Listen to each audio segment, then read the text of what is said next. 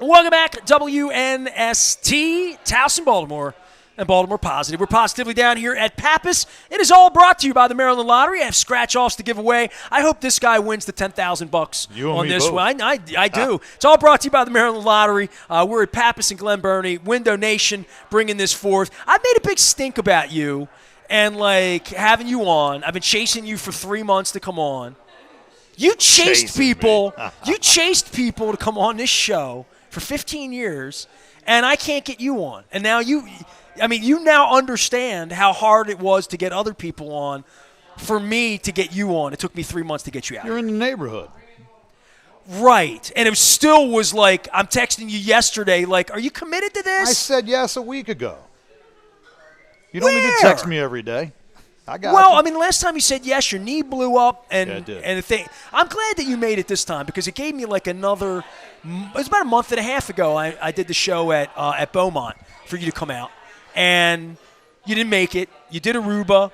The Orioles are still in first place. It might not even been in first place when this thing happened with you.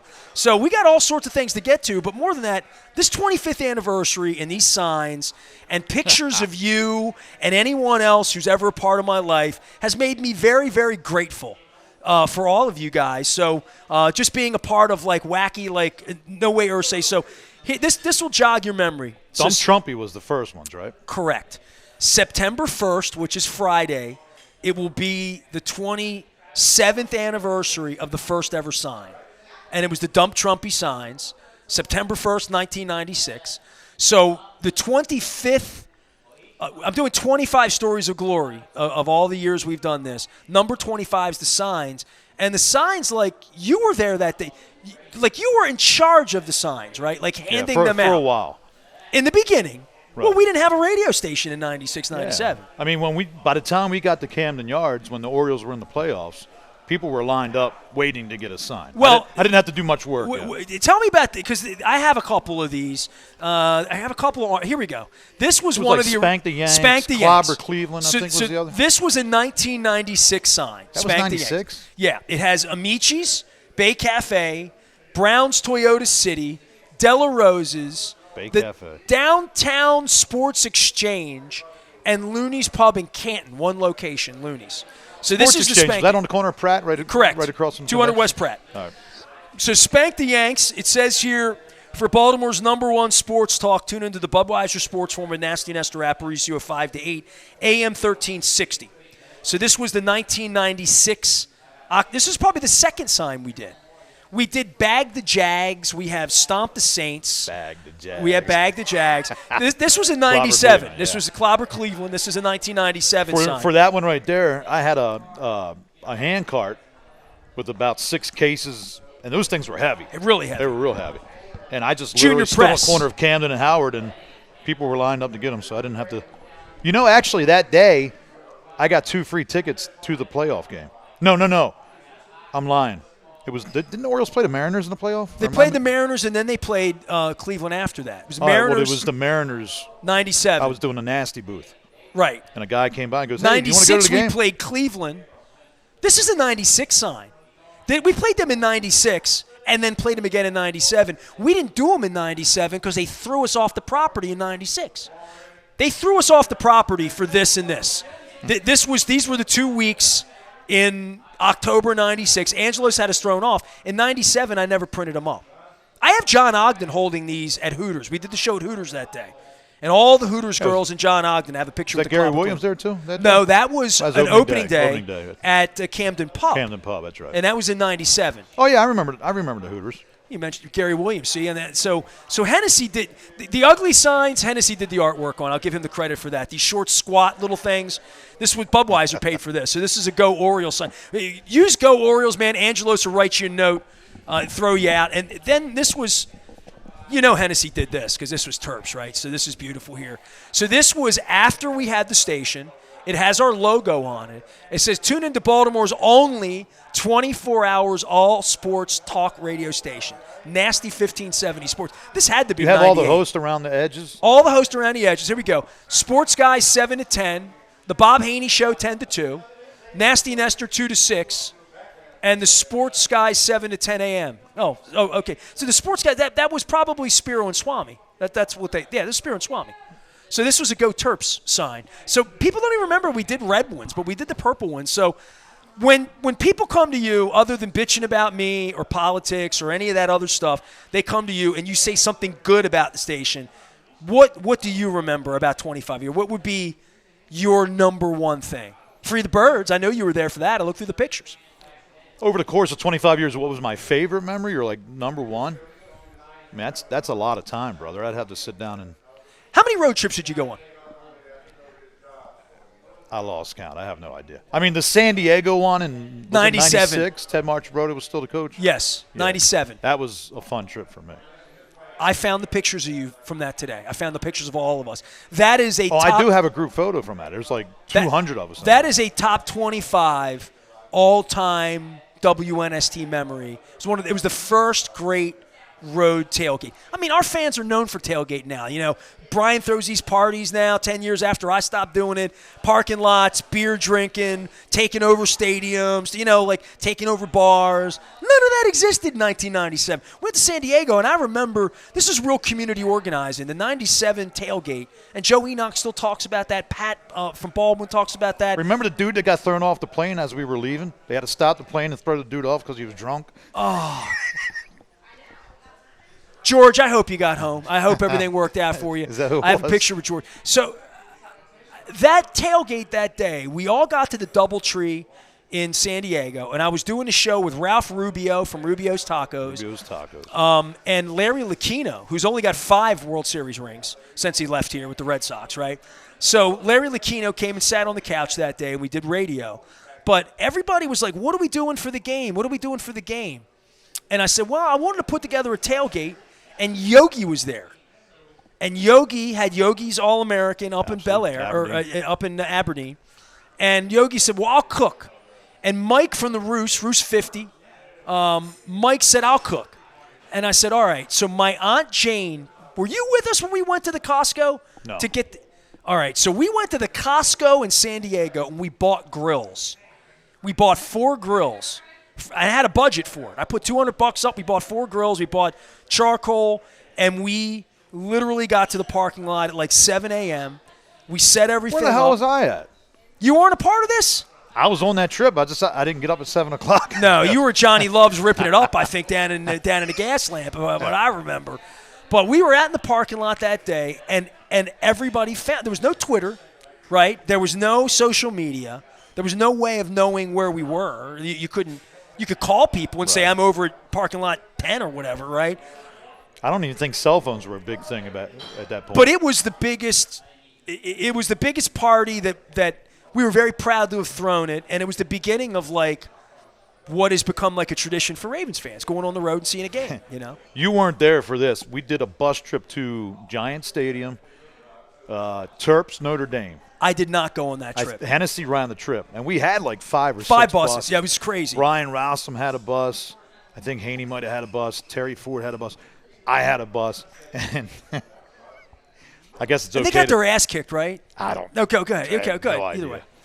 By the time we These got signs may have been the ones for the bus, quite frankly, right? Like may literally. have been. Yeah. He got Captain Harvey cold cuts. Okay, right. And there was Steve, yeah. Steve had organized everything. All right, here's a box for you. Here's a box for you. So the funniest thing about the whole trip, before the trip even started, we're in the parking lot, and there's 6 of us. And Steve's got this little, all right, here's what we got to do. Steve had a system.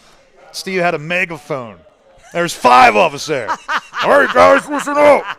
And I'm like looking, I'm like, dude, we got a megaphone for it, man. There's only 5 of them.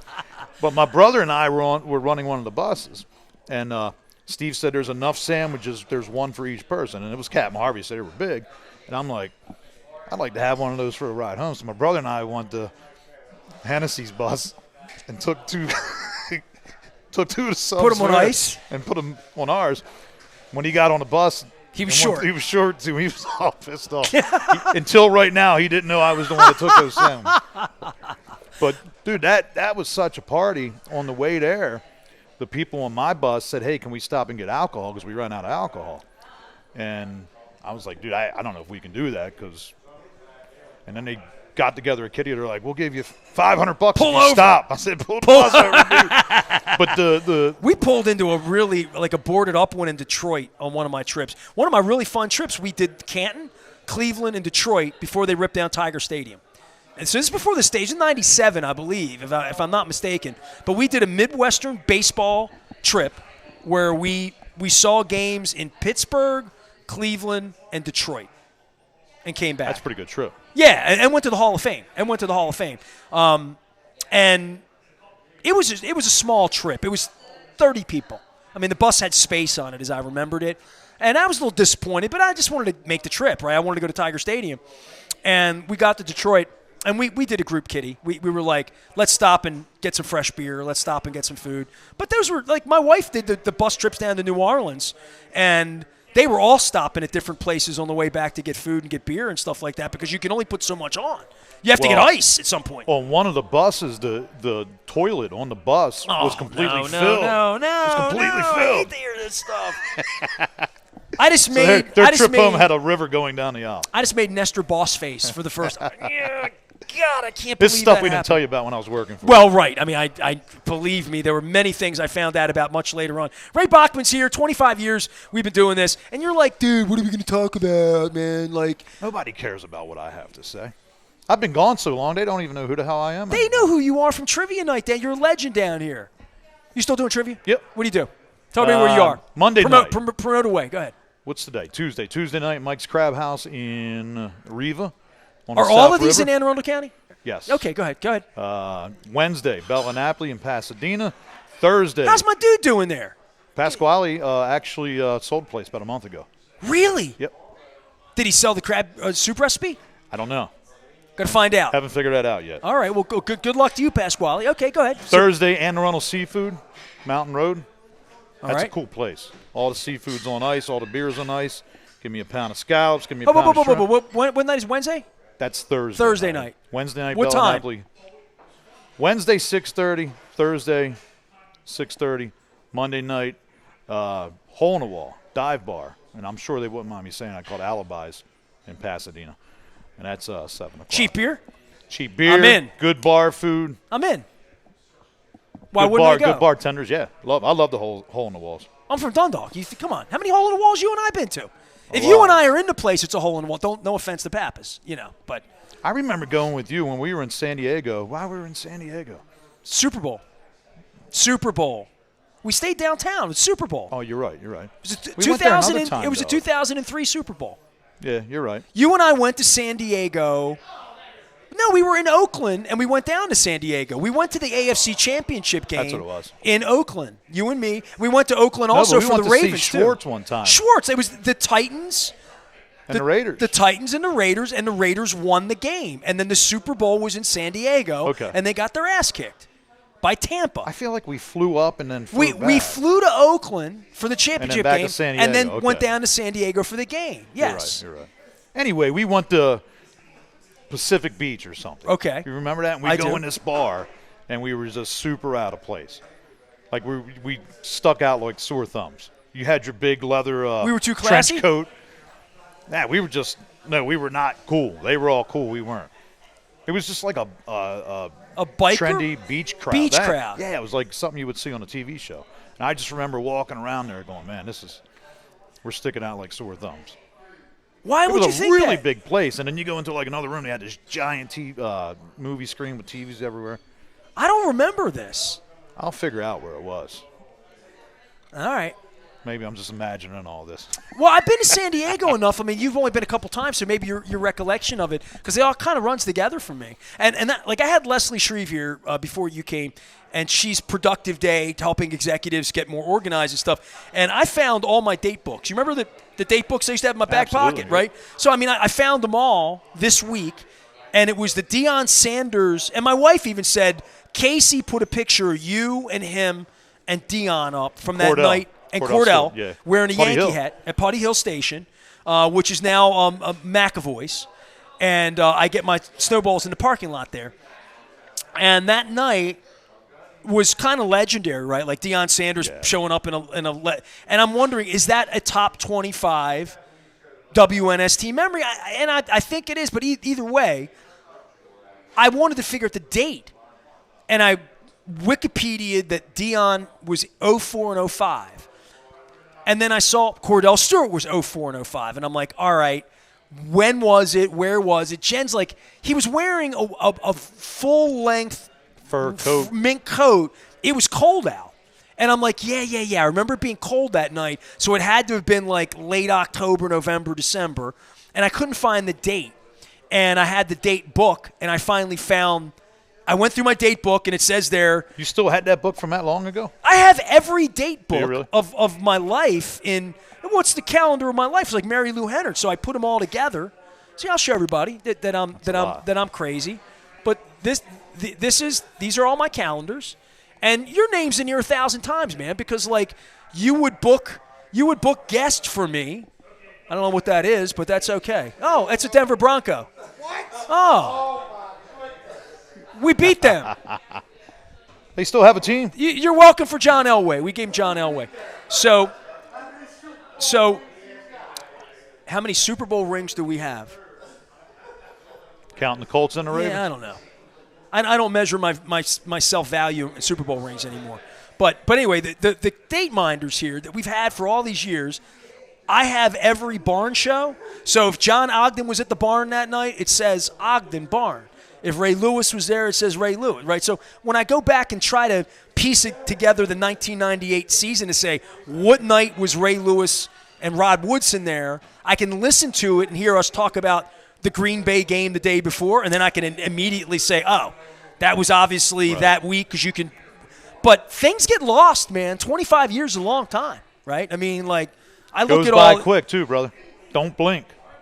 and it is kind of crazy. And now I've been thrown out, right, by the Ravens. I'm writing a letter to Steve Bisciotti next week, as well as John Harbaugh, Eric DeCosta, Sashi Brown. They'll all hear from me.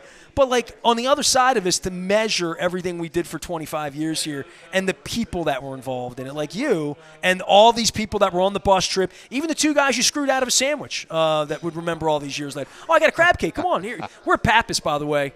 Pappas, they just bring you crab cakes. It's great. You know what I love about this, man? That's a nice-looking crab I get a cake, little crispy brother. on the bottom, which is it's sort of like business on top, party on the bottom. I like that. Pappas Restaurant, we're in Glen Burnie. Ray Bachman is here, our longtime executive producer. People come to me all the time, and they tell me that they miss our monologues. Where, like, the show would start, the nasty theme song. I'd say, hey, Ray, what's up? And you'd say, my daughter's in preschool, or just, your daughter's, like, in college now or something like that, right? How old's your kid now? Ryan just turned 21. She's in cosmetology school. So I'll be getting free haircuts soon. Do you have any hair to cut? Yeah. I got a lot of hair. Not bad. Did you know me when I had long hair the first time? You didn't meet me till after that, right? I was there. Were you there? Didn't Brad Pennington cut your hair? Pennington cut my hair. I wasn't there, but I remember. I used to listen to you before I met you. So you were a listener. You know how? So I would come home from work around 4:30, go take a shower. I lived with my grandparents, and they listened to 1360 Legends Radio because they had Wayne Gruen. Wayne Gruen, was that his name? Yeah, Wayne. Wayne Gruen. And he would go off. The program you're about to listen to is not the views. That was Ken Jackson did Ken that. Jackson. Ken Jackson did that wrestling. The following program. Right. Yes, and then you would come on. It would be this. You want to get nasty song. Right.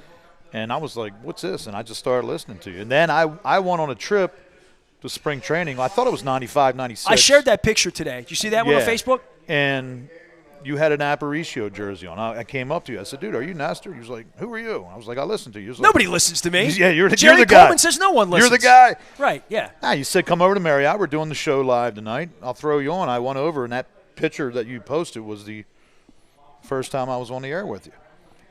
I'm wondering if I have the tape of that. You even said, after the show, you're like, I don't really know my way around Fort Lauderdale, and you hung out with us. We may have went to like the Baja Beach Club or something, but that was the first time we ever hung out.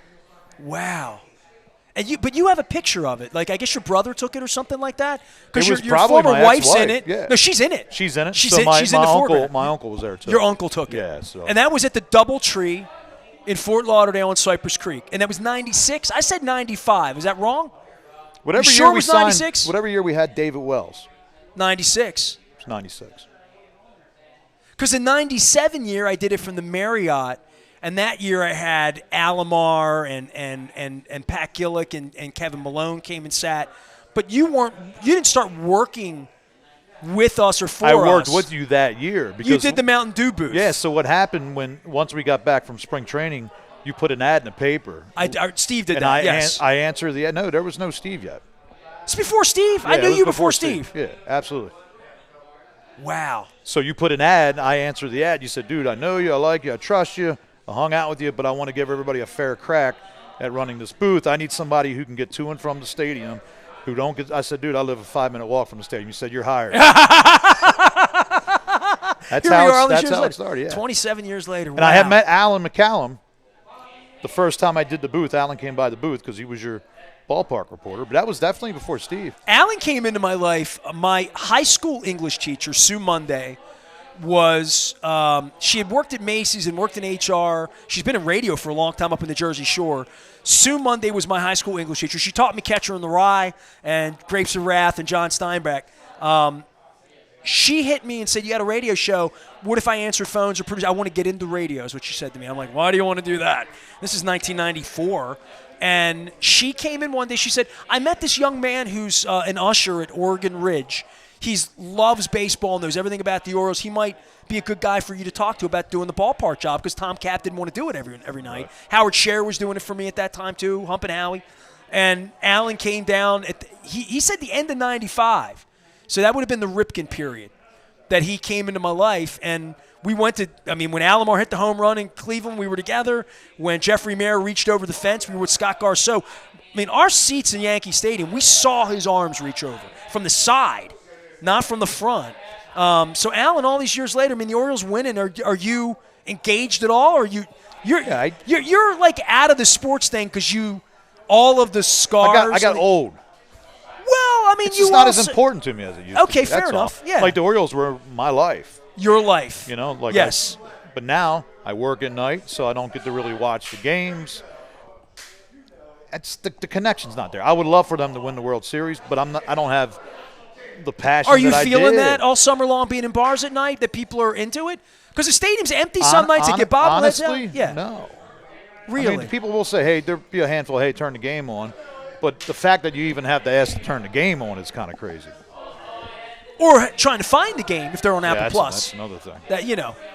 Luke covers the team for me up in Shrewsbury. He's in Pennsylvania. There are games he cannot physically get on television. But here's the crazy thing. And that's crazy. The crazy thing with the Orioles, to me, is, Cal Ripken's been retired 20 years. So these fans at the ballpark now, they don't know Cal Ripken or care about Cal Ripken or Rick Dempsey. This bar's not there anymore. So it's a new era coming in. And the kids that are there now, that's all they know. And it's their time, It's I don't know if that makes any sense. It just seems like there was a stopgap somewhere in between. The stopgap was they lost 100 games and the owner's been a dick for 30 years. Literally, right? But we had the 96, 97 season, which we were the best team in baseball. By the way, I want to thank Eddie Lauer. Brought this out to me the last time we were together. I brought this for you. The Wire to Wire 97 playoffs. Eddie came out and did the beginning of the 25th anniversary over. And I was just looking at sort of that team was loaded, Nestor. We were the best team in baseball for those 2 years. Didn't win it all, but they also spent gobs of money. Absolutely. People came down and supported the team. It mattered to the community in a way that they pretend it matters, but does it? And now the owner comes out, won't sign a lease, talked poor-mouthing about signing Adley Rutschman and signing Gunnar. Yeah, it's bad timing. It's unbelievable that they're still there and effective when they've been such an awful company. You know what I mean? But it's because it's a whole new crew now. None of these guys care or know about any of that. All they know is what's in front of them right now. But the people that spend the money do. The residue. The part of that do. Do they?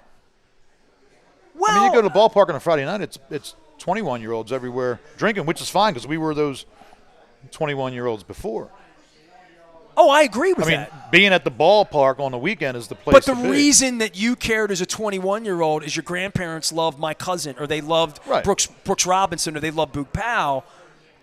I don't. The allure of this has nothing to do with J.J. Hardy or Manny Machado or let alone Brady Anderson or Cal Ripken or Eddie Murray, right? Somewhere along the line, it became a big business. And the guys, and I'm not picking on the Orioles, pick a team. Those guys on that team, they don't care about me, you, or the city, and they don't have to. That's not a bad thing. It's work. They go to work, and if tomorrow that other place calls, New York or Boston.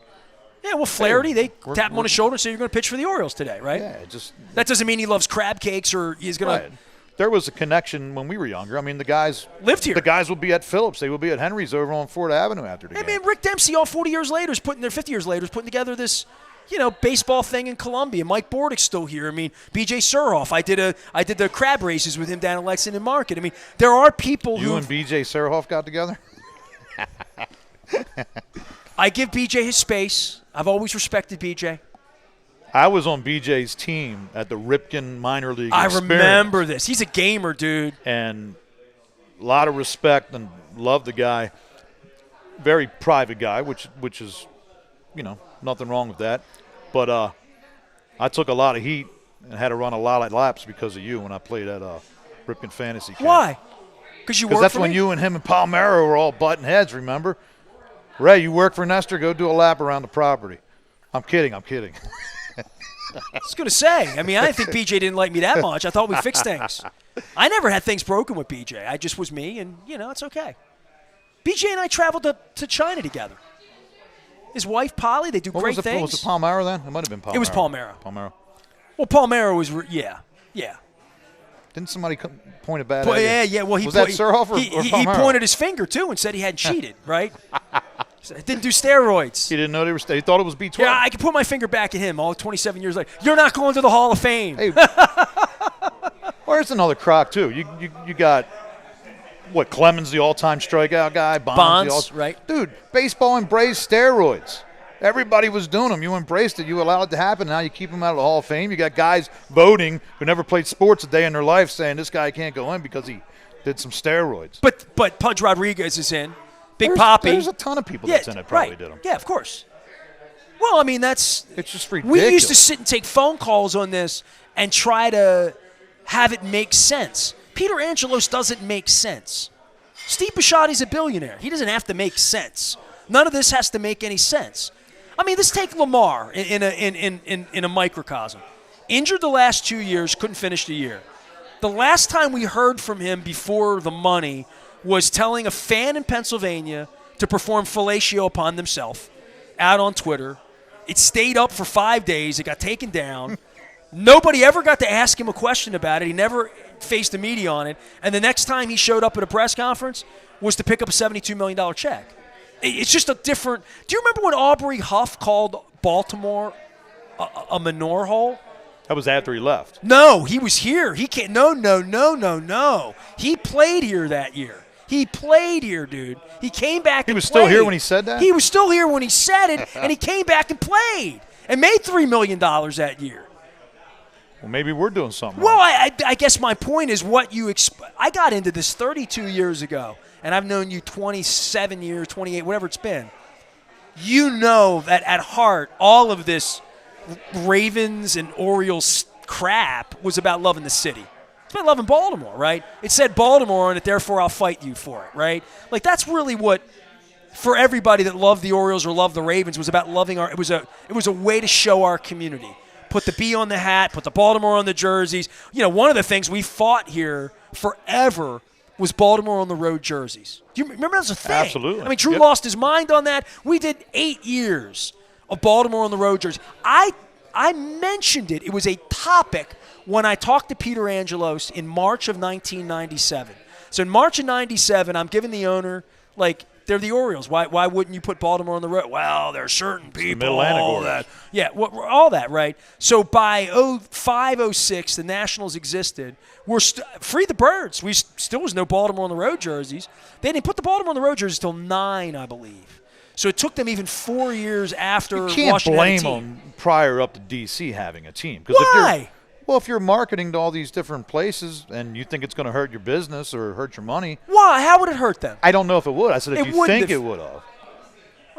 Well, and as an Oriole fan, Nestor, we didn't get to go to too many away games growing up as a child. So I never even really paid attention to it.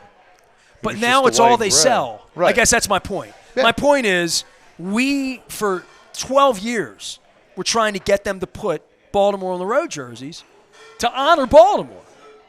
They refused to do it, but when it became financially expeditious for them, they do it and then act like it's always been that way, that they've cared about the community, right? Like these goofy black things they're wearing now, the ones they lose in every Friday night in a year when they're 35 games over 500. They wear those black jerseys or like a. And the pitcher got hurt wearing one. Oh, right, the whole deal, right? I mean, those jerseys are not good mojo, but it says Baltimore on. Everybody wants to own one because at heart you want to love the community you're from, right? And then you're down here in Pasadena and the city's rough and people don't want to come and nobody wants to come to the city. And then Baltimore itself has this reputation for not being hospitable or safe or likable or whatever.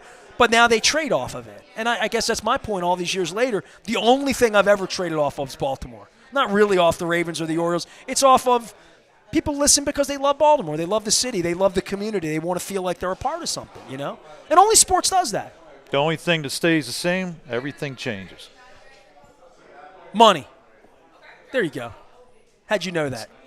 Top of the food chain there. Ray Bachman's here. He knows nothing about sports anymore. He used to be an expert on the radio, our longtime executive producer. All of our fun signs can be found. The old Stomp Them Saints. This was an early sign here. I think this was a 96er, if I'm not mistaken. I have to go back and check that out. Did you do? I can still smell Memorial Stadium on it. Did you do something for the Dolphins and the Saints when they were at Memorial Stadium? I didn't do a sign. I was there that Give night. Baltimore the ball or something. So that night, that wasn't you that said that. That was just the thing. Give right? Baltimore the ball was the name of the theme of the game, gotcha. right? I have my ticket and my press pass that night. The thing I'll tell you about that night is I did not have a parking pass. I was new to radio. It was in 1992 or 3. I was just getting on the radio. It was a very unorganized game, right? It was put on, I think, by the Stadium Authority at the time, maybe Memorial Stadium. Who was paying them, right, to do it? There were 3 competing groups trying to get the expansion team that we never got, by the way, as a history lesson, Charlotte and Jacksonville. I still have to say that 30 years later that people know that we lost that expansion race. But that game, that night, I was on the air 5 to 7. It was a Friday night. And I went over to the stadium, and it was the typical Memorial Stadium issue. There was nowhere to park. And it was packed. Did you go to that game? You were a kid, right? You were a kid at the time, 1993? I was out of high school. Okay. It was mobbed packed. John Mackey got his ring at halftime that night. It was a chance to show how much we love football. We want to be back in the league. We've been gone 10 years. And I barely got in there. Like, I got parked somewhere over by City. I mean, it was just a nightmare to get there. And I remember going up to the press box. And, all of it was, like, a little weird because we had just left baseball there, right? And the Bowie Bay Sox were, about to play there or whatever. So the stadium wasn't, like, a foreign place. But seeing a football game there, seeing an NFL game there was weird after all. Because I went to all those Colts games in the 70s and 80s. So I went up there, and I stayed until halftime. And I left at halftime. This game was it was a mess. It was the drunkest, unruliest. It was Memorial Stadium. It was a show, dude. It was the drunkest. It was Preakness with 50,000 football fans drunk, yelling on a Friday. I mean, it was. Sounds about right. And this was before the CFL came, right? So it was the one football game that everybody had to go to. The NFL was coming back. If you wanted to give a middle finger to Pete Rozelle or Tagliabue, I guess was running it by then. But that was a legendary, one of a kind night. Totally one of never to be replicated. I was telling my son the other day, I said, when we went to Memorial Stadium, you went, you parked, you weren't leaving because it was bumper to bumper. You were in the middle of the – there was 10 cars on each side of it. I see, the helicopter So if you had pictures, to leave, you weren't leaving. And it's incredible how they – it looks like a toy toy cars for the 50s and 60s. It was legit. If you were in the center, there was 100 cars around you. So in my neighborhood, my dad – we never drove, but my dad, we always took the bus. And when Mr. Pete would want to drive, because I ain't taking a goddamn bus, and my dad would be like, it's bumper to bumper parking, Pete. Like, you're on the bus, and we'll be home in 45 minutes, no problem. You sit out there, we're not leaving, right? So we always took the bus. That was our way. We number 3, Caught it on Pratt and Calhoun. I don't went have right that over. experience as a kid of sitting there waiting. I have that at concerts, leaving the Capitol Center parking lot. You know, I have that all the time. You weren't going anywhere. But when yeah, you but left Memorial Stadium, I don't. As a kid, we got the first bus. Yeah, and we were out of there. always on the buses. I got older and we drove. I mean, I remember sleeping. Driving to Memorial Stadium, mistake. It's a mistake. The coolest thing about Memorial Stadium was when you made that right on Charles Street. And the lights. And you just not Charles, 33rd coming off Charles, and you just saw the lights. Something special The about lights, that, wasn't man. it? Yeah, man. Make the hair on the back of my neck stand up. All right. Ray Bachman is here. We're at Pappas. This is the delicious Pappas crab cake. They're in Cockeysville. They're in Bel Air. They're in Parkville, the original location here in Glen Burnie. It's all brought to you by our friends at Raskin Global. Ray, you had a lot of things in your life. You ever seen one of these? This is a crab mallet with the beer opener on the side. That's a 2-for-1. idea. That's the American dream. Raskin Global, RaskinGlobal.com, and our friends at Win Donation, 866-90Nation. Get them at Labor Day weekend. It's 10% off. Buy two, you get two free. Tell them we sent you, as always, 866-90Nation. And Ray's got his lottery ticket. Anything you want to say about life these days? I mean, trivia, get people to come out, and like, what makes a good trivia night for you? I just go out and have fun. I mean, my crowds are kind of built in, so it's a lot of the same people every week at the same place. How do you type not do thing. the same questions and get cheating? Well, you got to have your phone away. Your phone's out. You're not winning. You can bring your phone out. Okay, but you're not all right. So phone is no phone. no phones. Put your phones Okay. away. And I try to build my questions around the crowd. You know, So if you see me with my long hair and so after, you're thinking he likes music. I'm After gonna a do few music times questions. around, I can figure out. You don't want to go asking. People don't like coming out getting stuff wrong. So you got to ask stuff that people's going to get right. I wonder what I look like, man. I was down Ocean City a week and a half ago. I'm out on the deck about 11 o'clock at night. Bill Cole's with me. Joe Enoch, Candace are there. They send their love. Girl comes up to me, 11:30 at night, at a political event. And this will tell you where we are in the world. We're standing here. Girl comes up. She says, hey, you got any weed, man? And I'm like, what? I'm like, she's like, come on, man. You look like the kind of guy that has weed.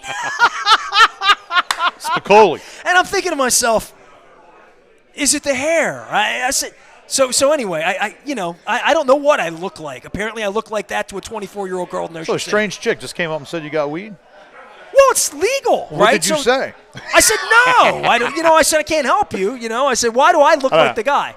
No. Well, meet me out back. Yeah. No, but I have a gummy right here, a special package.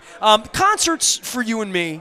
We can talk sports all day long, but I mean, I run into you. You and I share. No, hold on. Here's Nestor. I'm at Hall & Oates, Merriweather, second row. Nestor texted me, hey, I'm all the way up on the top lawn. Come hang out with me. I said, I'm not coming up there, dude. I'm in the second row. I'm drunk. I'm staying here. Darryl Hall spitting on me right now. All right. Every concert I go to, I said, I guarantee I run into Nestor. I don't even seek you out. What shows are There you you going go. to in the next 10 weeks? Next 10 weeks, I don't know. What do I got? Well, So, we got yeah, Kicks coming up in a couple well, weeks, right? You're going to be at Kicks? Absolutely. All right, I'll be at Kicks. All right, so I will see you Absolutely. there. See, I try to get Ray on the show for months, and then I wind up bumping into him, and he avoids me, doesn't want to come. I got nothing to say, man. Aerosmith, end of the month. You going to Aerosmith? Got to, So right? Black Crows are opening. I've never seen them. I want to see the Black Crows. You never see the Black Crows? Never Well, saw you're never them. going to see the Black Crows because Steve's not on drums, but you can see Rich and Chris. They call it the Black Crows, but Steve's not there, so it pisses me off. And Steve's Anne Arundel County legend, Steve Gorman. Was that the dude that did the The sports book. show? Yeah, Steve Gorman, yeah. I was thinking, for some reason, he was in Gorman's doing radio. Counting Crows. I was thinking Counting Crows. No. Steve Gorman is from Severna Park. He's a founding member of the Black Crows. He wrote one of the greatest rock books. You still read a little. Get his book. Get Steve Gorman's book on the Black Crows. You don't need to like the Black Crows, love them. It's the best rock book I've ever read. Better than Sammy Hagar? It is really good, dude. Sammy, he writes a chapter about how Jimmy Page was dying to be in their band and begged to be in their band, and they all screwed it up so bad that they offended Jimmy Page from Led Zeppelin. The guy from Led Zeppelin wants to be in my band, and they screwed it up, and he wrote about how they screwed it up. I got to check that out. He also wrote about how Rich one night got pissed at them and stole the tour bus and stranded all of them in a city. Sounds like a good book. So, concerts. So Black Crowes are playing. We got Springsteen at Oriole Park. Got Billy Joel. Billy Joel and Stevie Nicks. Nicks. Don't forget about that. Peter Gabriel's around. Now, here's something that you need to do, all right? And I'm going to tell you, because you get true when you do this. Nile Rodgers and Chic, now they're opening for Duran Duran. That's fine. You get down there and see that. But they're playing Artscape in the city on the 23rd of September. Same day as Trifecta. It's in the afternoon.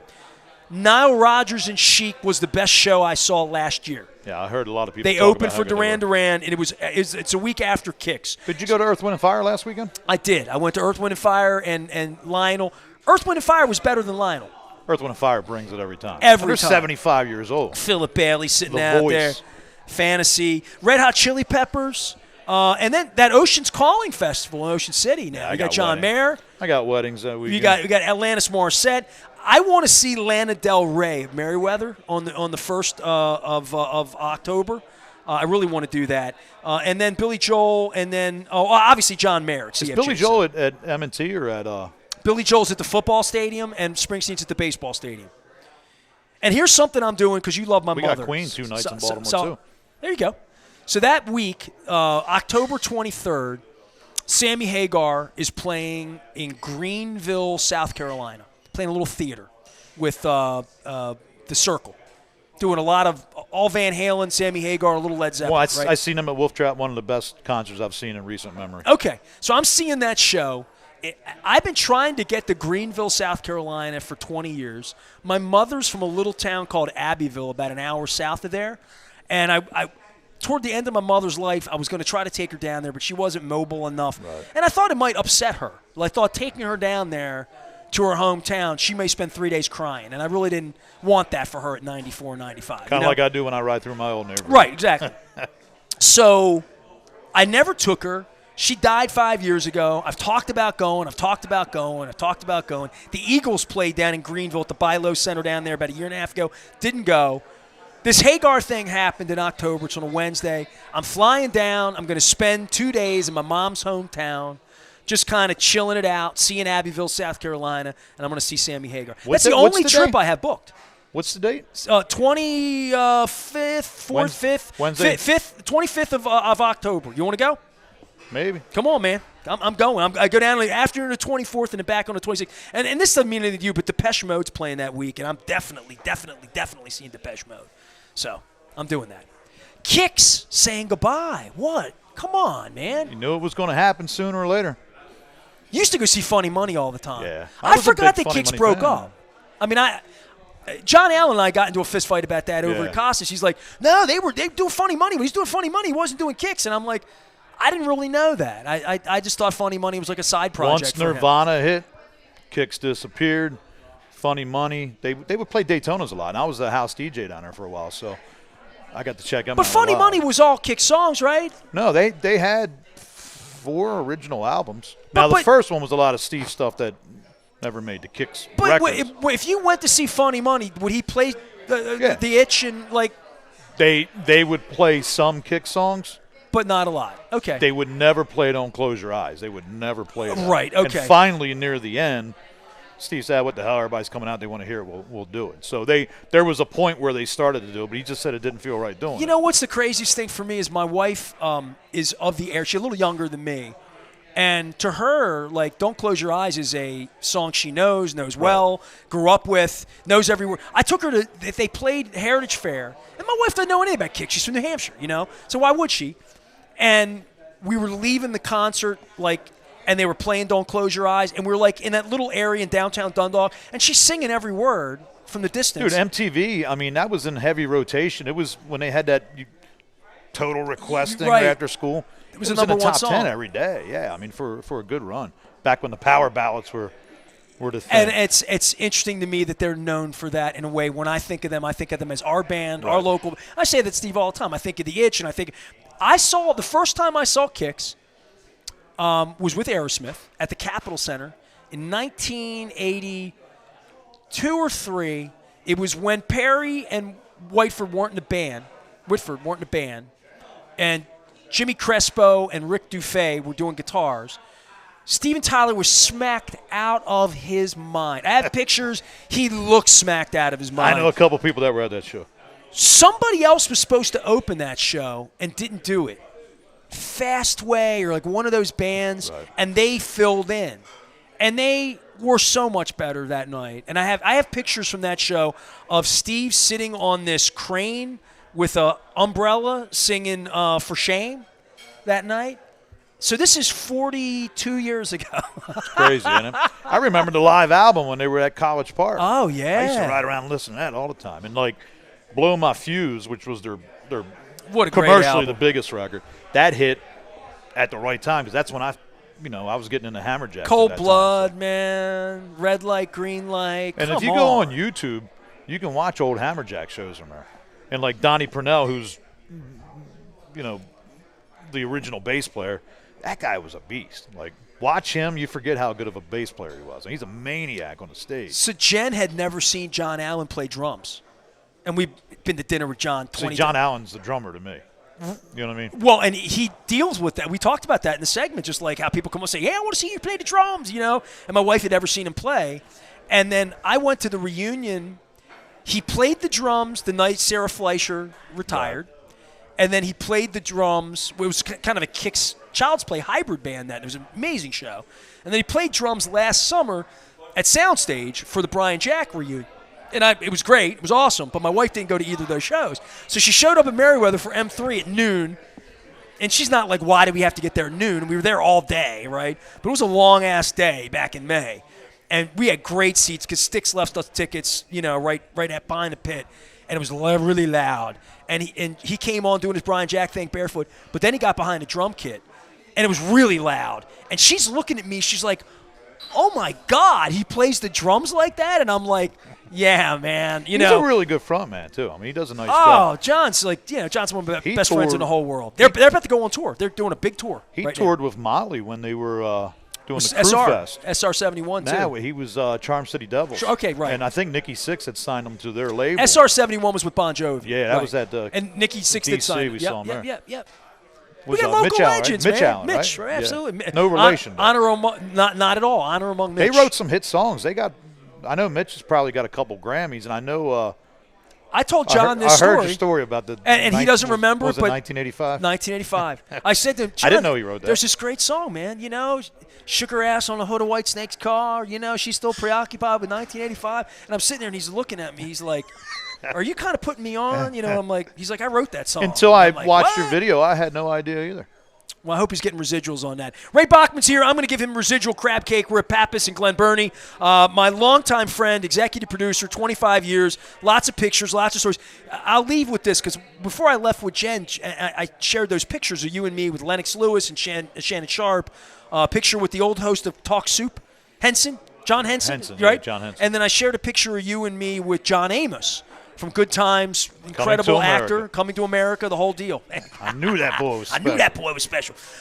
So I was looking through all the pictures, and the problem is you and I aren't in a lot of pictures together because you were the guy taking the pictures. Right? And I said that to Jen. I'm like, it's really a shame. I said, but what we always did was I would be there doing the show. You would take a picture of me and Don Shula from 3 different angles with the mic flags. Then you'd sit back down and do your thing, and then it would be done. And you would say, Mr. Shula, can I get a picture with you? And then I grab the camera, take a picture of you and Shula. And then you'd be like, hey, Ness, get in here. I'll get one of you. And then me and Don Shula take a picture. So I have all the same pictures. There's 3 pictures of me like this. And then there's one with you and then one with me. And there's not one with both of us in it.